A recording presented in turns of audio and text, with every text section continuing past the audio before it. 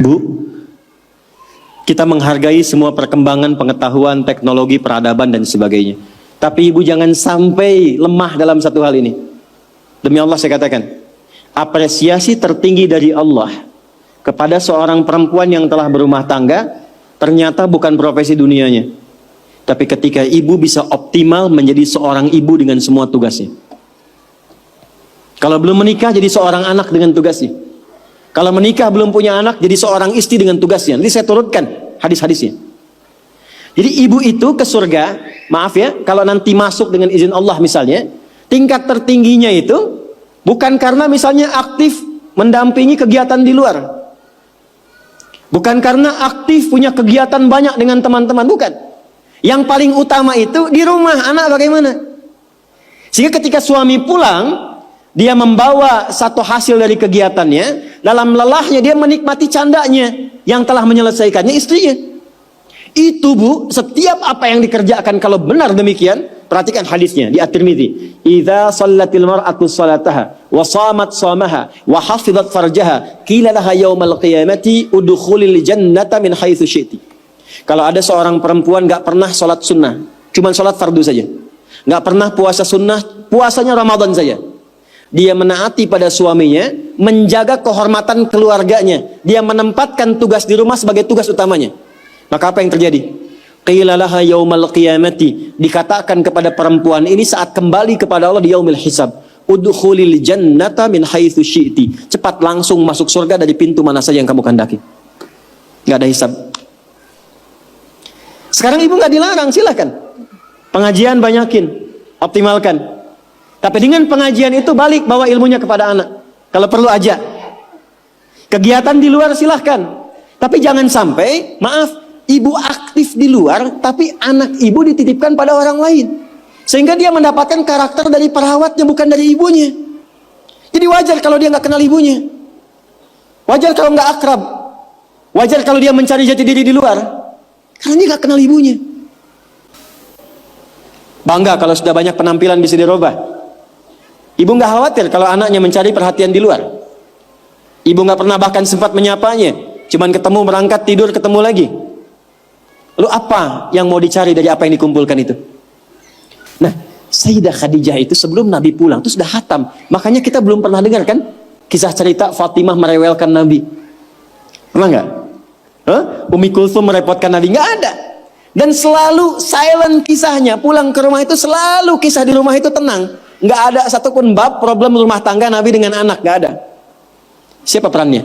Sayyidah Khadijah, karena beliau mengerti optimalnya harus dari beliau, sehingga ketika suami pulang nggak ada diskusi beban lagi yang bertambah untuknya.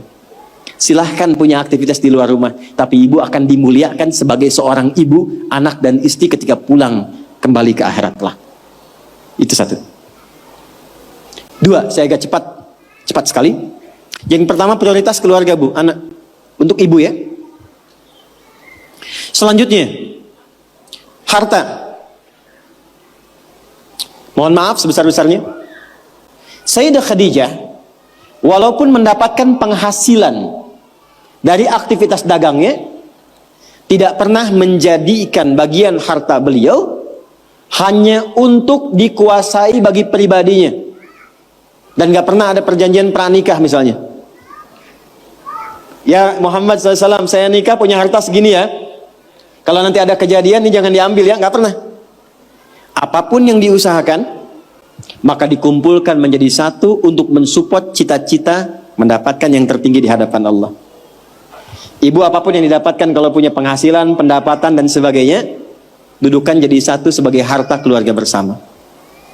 Rumuskan untuk anak-anak. Anak pertama mau kemana? Bikin tabungan, bikin persiapan. Anak kedua seperti apa? Anak ketiga bagaimana? Bicara dengan suami. Maka ini diantara ciri yang pernah diajarkan oleh Sayyidah Khadijah. Sekalipun dagangannya cukup banyak, tapi semua yang dihasilkan untuk mensupport kegiatan yang diarahkan pada tujuan yang sama, surga. Jelas?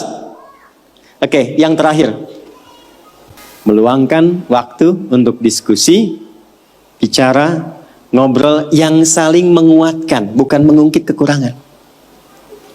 Tuh. Nabi Muhammad sibuk gak? Sibuk gak? Banyak tantangan gak? Tapi ketika pulang ke rumah, ngobrolnya itu dengan Sayyidah Khadijah selalu yang baik-baik, yang romantis, yang saling menguatkan. Gak pernah ada satupun kalimat tercatat di dalam lisan Sayyidah Khadijah, kenapa sih begitu sibuk? Datang ke rumah cuma bawa masalah. Kenapa sih gak punya waktu? Kenapa sih banyak kegiatan di luar?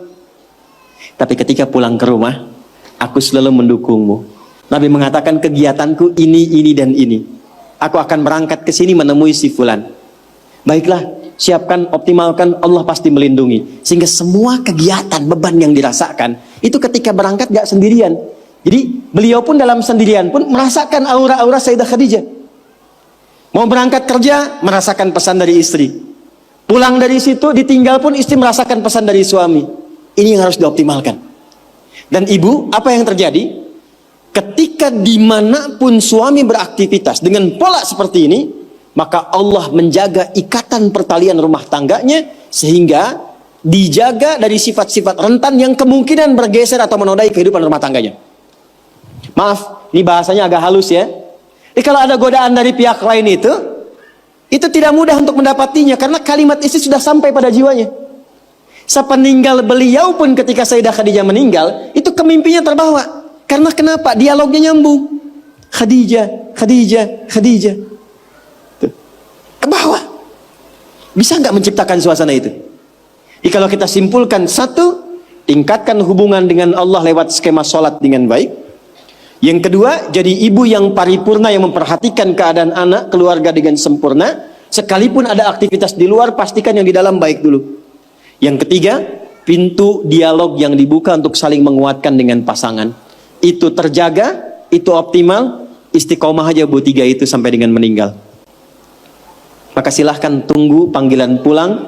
Ya ayyatuhan nafsul mutmainnah, irji'i ila rabbiki radiyatan mardiyah, fadkhuli fi ibadi wadkhuli jannati.